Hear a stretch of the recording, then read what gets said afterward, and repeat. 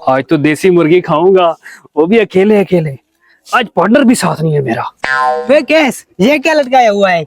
छोड़ से तुम्हें क्या इससे? अच्छा फिर भी बताओ तो सही क्या हाथ लगा है? अच्छा मुर्गी हाथ लगी है आज। हाँ मुर्गी ही है, लेकिन ये मेरा अकेले का शिकार है, तुम्हारा कोई सा नहीं बनता इसमें। यार ज्यादा नहीं तो एक लेग पीस दे देना मुझे। क्या लेग पीस? मैं तुम्हें इसका एक पर ना दूं? साइड हो। मुझे साथ नहीं मिला रहा है ना, करता हूँ इसका बंदोबस्त। ना खुद खाऊंगा ना इसे खाने दूंगा। मैं जानता हूँ तुम क्यों परेशान खड़े हो। 100 रुपया लगेगा, तुम्हारी परेशानी हल हो जाएगी। तुम्हें क्या पता मैं क्यों परेशान हूँ, और तुम कौन सा हल निकालोगे मेरी परेशानी का? मुर्गी गुम हो गई है ना तुम्हारी, मुझे पता है कौन लेके गया है।